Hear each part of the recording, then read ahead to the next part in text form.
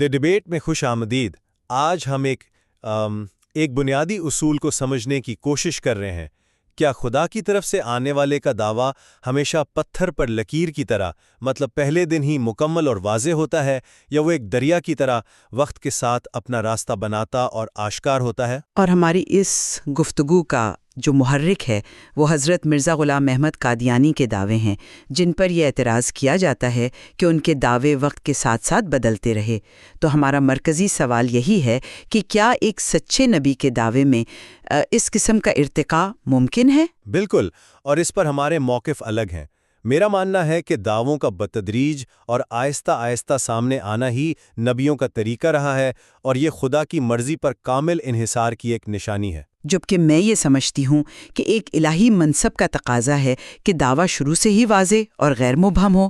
دعووں میں تبدیلی اور ارتقاء وہ انسانی سوچ کی عکاسی کرتا ہے، خدائی وحی کی نہیں۔ تو آئیے اسی نقطے پر بات کرتے ہیں۔ دیکھیں، میں اپنی بات یہاں سے شروع کروں گی کہ خدا کا نمائندہ کوئی عام عہدیدار تو نہیں ہوتا کہ جسے وقت کے ساتھ ساتھ اپنی ذمہ داریوں کا علم ہو۔ اس کے پاس تو اپنے مشن کا پورا نقشہ، اپنی حتمی منزل کا مکمل ادراک وہ پہلے دن سے ہونا چاہیے۔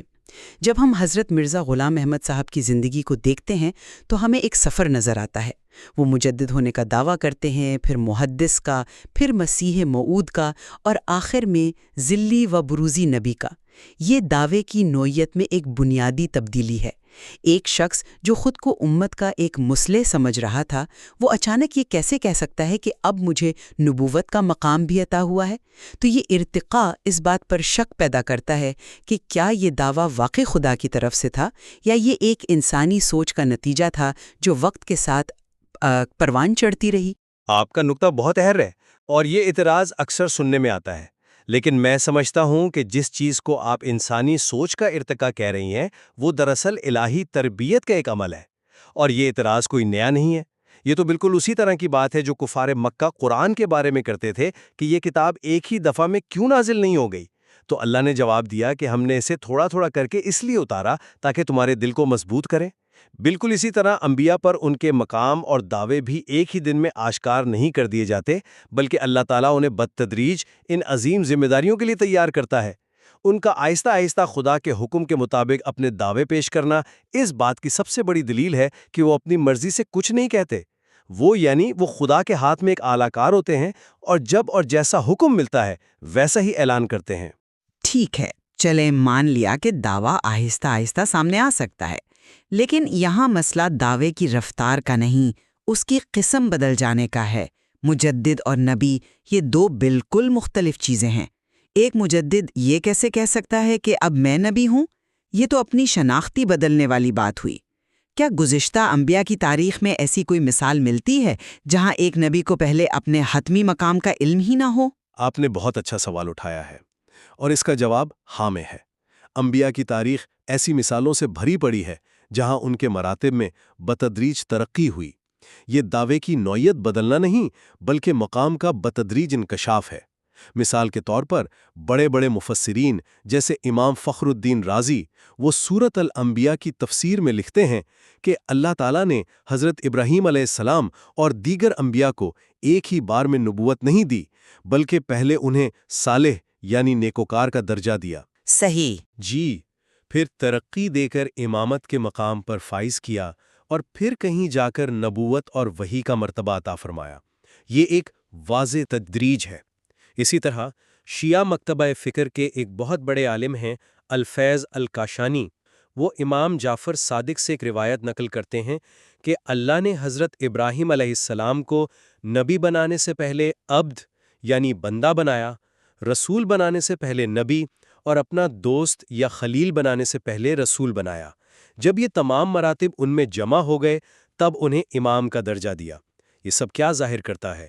یہی کہ یہ ایک سفر ہے۔ یہ مراتب کا حصول تو ٹھیک ہے، یہ ایک روحانی سفر ہے، لیکن کیا حضرت ابراہیم نے کبھی لوگوں سے کہا کہ میں صرف صالح ہوں اور نبی نہیں، یا یہ کہ میں صرف نبی ہوں رسول نہیں؟ یہ تو بعد میں آنے والے علماء کی تشریح ہے کہ ان کے مراتب میں ترقی ہوئی۔ اصل سوال یہ ہے کہ کیا نبی کو خود اپنے دعوے اور مقام کے بارے میں ابہام ہو سکتا ہے؟ ابہام کا لفظ شاید درست نہ ہو، اسے احتیاط اور خدا کے حکم کا انتظار کہنا چاہیے۔ اس کی سب سے بہترین مثال حضرت یحییٰ علیہ السلام یعنی جان دا بیپٹسٹ ہے۔ جب یہودیوں نے ان سے پوچھا کہ کیا تم وہ ایلیا ہو جس نے دوبارہ آنا تھا، تو انہوں نے صاف انکار کر دیا کہ میں نہیں ہوں۔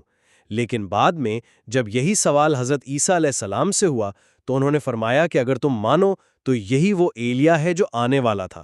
اب سوچئے، حضرت یحییٰ نے انکار کیوں کیا؟ کیا وہ جھوٹ بول رہے تھے؟ نہیں، بلکہ انبیاء کی یہ سنت ہے کہ جب تک اللہ کی طرف سے واضح اور صریح حکم نہ ملے وہ اپنی طرف سے کوئی دعویٰ نہیں کرتے، چاہے آثار و قرائن کچھ بھی ظاہر کر رہے ہوں۔ یہ ان کی بے نفسی اور خدا پر کامل توکل کی انتہا ہے۔ حضرت یحییٰ کی مثال دلچسپ ہے، مگر اس کی اور تشریحات بھی ممکن ہیں۔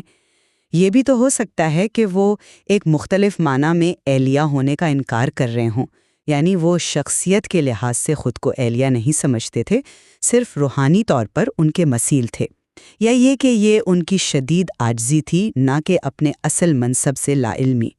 چلیں گزشتہ انبیاء کی بات کو ایک طرف رکھتے ہیں۔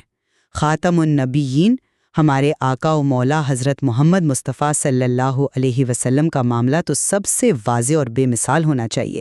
ان کی وحی کا 23 سال پر محیط ہونا، شریعت کا تدریجی نزول ہے، یہ ایک الگ بات ہے، لیکن ان کی نبوت کا بنیادی دعویٰ، ان کا نبی ہونا، یہ تو ابتدائی میں ہی قائم ہو گیا تھا۔ یہ کہنا کہ آپ کو بھی اپنے مقام کا بتدریج علم ہوا، یہ آپ کی شان میں کمی کے مترادف ہے۔ میں آپ سے اختلاف کروں گا۔ یہ شان میں کمی نہیں، بلکہ اس الہی سنت کا اثبات ہے جو تمام انبیاء کے لیے یکساں ہے۔ تاریخی حقائق اور مستند علماء کی تشریحات بتاتی ہیں کہ خود حضرت صلی اللہ علیہ وسلم کے مشن اور آپ کے اپنے مقام کے علم میں بھی ایک واضح تدریج نظر آتی ہے۔ آپ صلی اللہ علیہ وسلم پر نبوت کا آغاز براہ راست قرآن کی وحی سے نہیں ہوا تھا۔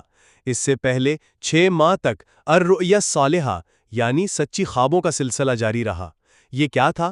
علامہ شبلی نعمانی اسے نبوت کا دیباچہ کہتے ہیں اور امام ابن حجر عسقلانی اسے تمہید قرار دیتے ہیں، اور حکمت کیا بیان کرتے ہیں؟ تاکہ آپ صلی اللہ علیہ وسلم پر اچانک نبوت کا اتنا بڑا بوجھ نہ آ پڑے کہ انسانی قوہ اسے برداشت ہی نہ کر سکے۔ ایک لمحے کے لیے سوچئے کہ اس ذات پر کیا گزری ہوگی جسے اچانک کائنات کے رب کا پیغام ملنا شروع ہو جائے۔ یہ جو تدریجی عمل ہے، یہ صرف ایک حکمت عملی نہیں، یہ ایک رحمت بھی ہے۔ دیکھیے، ابتدائی گھبراہٹ، تیاری کا مرحلہ یا خوابوں کا آنا ایک چیز ہے، اور اپنے حتمی منصب سے لا علمی بالکل دوسری۔ ایک فوجی کو ٹریننگ میں مشکل ہو سکتی ہے، وہ تھک سکتا ہے، گھبرا سکتا ہے، لیکن اسے یہ پتہ ہوتا ہے کہ وہ فوجی بننے جا رہا ہے۔ کیا آپ یہ کہہ رہے ہیں کہ نبی کو یہ بھی معلوم نہیں ہوتا کہ وہ نبی ہے؟ یہ ایک فطری انسانی رد عمل تو لگتا ہے، لیکن کیا یہ خدائی انتخاب کی شان کے مطابق ہے؟ یہ صرف تیاری کا مرحلہ نہیں تھا، بلکہ یہ علم کے حصول کا بھی مرحلہ تھا۔ جب غار حرا میں پہلی وحی یعنی سورۃ العلق کی ابتدائی آیات نازل ہوئیں تو آپ نے فوراً باہر آ کر نبوت کا اعلان نہیں فرمایا۔ آپ تو شدید پریشانی کی حالت میں گھر تشریف لائے اور حضرت خدیجہ رضی اللہ تعالیٰ عنہ سے کہا کہ مجھے کمبل اڑا دو، مجھے اپنی جان کا خوف ہے۔ یہ حضرت خدیجہ رضی اللہ تعالیٰ عنہ اور ان کے کزن ورقہ بن نوفل تھے جنہوں نے آپ کو تسلی دی اور بتایا کہ یہ وہی فرشتہ ہے جو حضرت موسیٰ علیہ السلام پر نازل ہوا تھا۔ اس سے ظاہر ہوتا ہے کہ اس ابتدائی مرحلے میں آپ کو اپنے منصب کی پوری حقیقت کا علم نہیں تھا، حتیٰ کہ ابتدائی صورتوں جیسا کہ سورۃ المزمل اور المدثر میں اللہ تعالیٰ نے آپ کو نبی یا رسول کہہ کر مخاطب نہیں کیا، بلکہ یا ایھا المزمل اور یا ایھا المدثر کہا۔ بڑے مفسرین جیسے الخازن اور ابن الجوزی نے اس کی وجہ یہی لکھی ہے کہ یہ نبوت کا بالکل ابتدائی دور تھا۔ لیکن یہ تو خطاب کا ایک محبت بھرا انداز بھی ہو سکتا ہے۔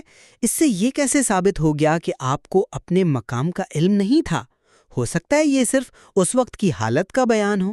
یہ صرف خطاب کا انداز نہیں، بلکہ اس مرحلے کی حقیقت کا عکاس ہے۔ اور اگر آپ کو مزید ٹھوس ثبوت چاہیے تو قرآن خود آپ کی دعوت کے دائرے میں تدریج کو ظاہر کرتا ہے۔ یہ دعوے کا ارتقا نہیں تو اور کیا ہے؟ سب سے پہلا حکم کیا تھا؟ وَأَنذِرْ عَشِيرَتَكَ الْأَقْرَبِينَ، یعنی صرف اپنے قریبی رشتہ داروں کو ڈراؤ۔ دعویٰ محدود تھا، کچھ عرصے بعد دائرہ وسیع ہوا اور حکم آیا وَلِتُنذِرَ أُمَّ الْقُرَىٰ وَمَنْ حَوْلَهَا، یعنی مکہ اور اس کے ارد گرد کے لوگوں کو خبردار کرو۔ اور پھر آخر میں جب اللہ نے وقت مناسب سمجھا تو عالمگیر رسالت کا اعلان ہوا، قُلْ يَا أَيُّهَا النَّاسُ إِنِّي رَسُولُ اللَّهِ إِلَيْكُمْ جَمِيعًا، یعنی کہہ دو کہ اے لوگو، میں تم سب کی طرف اللہ کا رسول ہوں۔ یہ دعوے کے دائرے اور نوعیت میں ایک واضح اور ناقابل تردید تدریج ہے جو خود قرآن سے ثابت ہے۔ دعوت کے دائرے میں تدریج تو ایک سمجھ میں آنے والی حکمت عملی ہے۔ آپ ایک بڑی تحریک ایک ہی دن میں پوری دنیا میں شروع نہیں کر سکتے، لیکن یہ اب بھی میرے بنیادی سوال کا جواب نہیں دیتا کہ کیا ایک نبی اپنے حتمی مقام سے بے خبر ہو سکتا ہے؟ جب آپ صلی اللہ علیہ وسلم نے فرمایا کہ مجھے دوسرے انبیاء پر فضیلت نہ دو، تو یہ آپ کی انکساری اور عاجزی کی انتہا تھی۔ آپ اسے لا علمی کیسے کہہ سکتے ہیں؟ یہ تو شان میں گستاخی کے مترادف ہے۔ میں سمجھتا ہوں کہ آپ یہ بات کس پس منظر میں کہہ رہی ہیں، لیکن یہ صرف میری ذاتی رائے نہیں ہے۔ یہ ان جلیل القدر علماء کی تشریحات ہیں جنہوں نے اپنی زندگیاں حدیث کو سمجھنے میں صرف کر دیں۔ یہ عاجزی تو تھی ہی، لیکن اس کے ساتھ ساتھ یہ ایک حقیقت کا بیان بھی ہو سکتا ہے کہ اس وقت تک آپ صلی اللہ علیہ وآلہ وسلم کو اپنے حتمی مقام کی اطلاع اللہ تعالیٰ کی طرف سے نہیں دی گئی تھی۔ صحیح بخاری اور مسلم کی احادیث ہیں کہ آپ صلی اللہ علیہ وآلہ وسلم نے فرمایا، کوئی یہ نہ کہے کہ میں یونس بن متی سے بہتر ہوں۔ ایک اور جگہ فرمایا، مجھ کو موسیٰ پر فضیلت نہ دو۔ یہاں تک کہ جب ایک شخص نے آپ کو یا خیر البریہ یعنی اے مخلوق میں سب سے بہتر کہہ کر پکارا تو آپ نے فرمایا وہ تو حضرت ابراہیم ہے۔ میں پھر وہی کہوں گی کہ یہ سب انکساری پر محمول کیا جانا چاہیے۔ ایک بادشاہ اگر کہے کہ میں تو ایک فقیر ہوں، تو اس کا مطلب یہ نہیں ہوتا کہ اسے اپنی بادشاہت کا علم نہیں، یہ اس کی عظمت کی دلیل ہوتی ہے۔ آپ کی مثال اچھی ہے، لیکن یہاں معاملہ مختلف ہے۔ حدیث کی تشریح کرنے والے بڑے بڑے نام جیسے امام نووی اور حافظ ابن حجر عسقلانی اس امکان پر سنجیدگی سے بات کرتے ہیں۔ وہ ان احادیث کی شرح میں جو مختلف توجیحات پیش کرتے ہیں، ان میں سے ایک مضبوط وجہ یہی بیان کرتے ہیں کہ آپ صلی اللہ علیہ وسلم نے یہ باتیں اس وقت فرمائیں جب آپ کو یہ علم نہیں دیا گیا تھا کہ آپ تمام انبیاء سے افضل ہیں۔ ملا علی قاری نے بھی یہی لکھا کہ ایک وجہ یہ ہے کہ آپ نے یہ اس وقت فرمایا جب آپ کو یہ اطلاع نہ ملی تھی کہ آپ سید ولد آدم ہیں۔ یہ محض انکساری نہیں تھی، بلکہ اس وقت کے علم کے مطابق ایک حقیقت کا بیان تھا۔ اور اس کی سب سے بڑی دلیل یہ ہے کہ جب اللہ کی طرف سے آپ کو اپنے مقام کی کامل اور حتمی خبر دے دی گئی، تب آپ صلی اللہ علیہ وسلم میں خود اعلان فرمایا، انا سید ولد آدم یوم القیامت ولا فخر، یعنی میں قیامت کے دن تمام اولاد آدم کا سردار ہوں گا اور اس پر کوئی فخر نہیں۔ اس سے واضح ہوتا ہے کہ پہلے علم نہیں دیا گیا تھا اور بعد میں جب علم دیا گیا تو اس کا اعلان بھی فرما دیا۔ یہ بتدریج علم اور بتدریج اعلان کی روشن ترین مثال ہے۔ کئی قابل غور ہیں۔ یہ تسلیم کرنا پڑے گا کہ یہ معاملہ اتنا سادہ نہیں جتنا عام طور پر سمجھا جاتا ہے، لیکن ان روایتوں کی دوسری تشریحات بھی موجود ہیں اور انکساری والی توجیہ اب بھی بہت وزن رکھتی ہے۔ تو حاصل کلام یہ ہے کہ قرآن، گزشتہ انبیاء کی سنت اور خاص طور پر ہمارے نبی حضرت محمد مصطفیٰ صلی اللہ علیہ وسلم کی سیرت سے یہ اصول بالکل واضح ہو جاتا ہے کہ نبوت کے دعووں کا بتدریج سامنے آنا الہی سنت ہے۔ یہ طریقہ کار نبی کے کامل تابع فرمان ہونے کی دلیل ہے، نہ کہ اس کے دعوے میں کسی کمزوری یا انسانی سوچ کی ملاوٹ کی۔ یہ اعتراض کے دعویٰ پہلے دن ہی یکدم اور مکمل ہونا چاہیے ایک ایسا خود ساختہ معیار ہے جس کی تائید نہ قرآن سے ہوتی ہے، نہ حدیث سے، اور نہ ہی بزرگان سلف کی تشریحات سے۔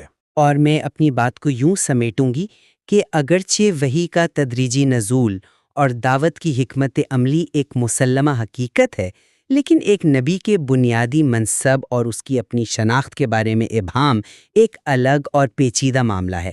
آپ نے جو مثالیں پیش کی ہیں ان کی دیگر تشریحات بھی ممکن ہیں، جیسا کہ شدید عاجزی یا دعوے کے اعلان کی حکمت عملی۔ تو یہ نقطہ اب بھی قابل غور ہے کہ کیا ایک نبی اپنے حتمی اور اعلیٰ ترین مقام سے ایک طویل عرصے تک بے خبر رہ سکتا ہے؟ یہ ایک ایسا سوال ہے جو ایمان اور عقل دونوں کو دعوت فکر دیتا ہے۔ بالکل۔ آج کی گفتگو سے یہ بات تو واضح ہے کہ نبوت کے دعووں کے ظہور کا معاملہ نہایت گہرا اور کئی پرتیں رکھتا ہے۔ مذہبی متون کی صرف سطحی تشریح بعض اوقات ہمیں اصل حقیقت سے دور لے جا سکتی ہے۔ اور یہ بھی کہ کسی بھی دعوے کو پرکھنے کے لیے ہمیں اپنے بنائے ہوئے معیاروں پر انحصار کرنے کی بجائے خود مذہبی تاریخ اور متون میں بیان کردہ نمونوں کو دیکھنا چاہیے۔ اب یہ فیصلہ ہمارے سننے والوں پر ہے کہ وہ اس تدریجی عمل کو الہی حکمت اور انبیاء کی کامل تابعداری کی دلیل سمجھتے ہیں یا اسے ایک انسانی ارتقاء اور کمزوری سے تعبیر کرتے ہیں۔ اس موضوع پر مزید تحقیق اور غور و فکر کی گنجائش ہمیشہ موجود رہے گی۔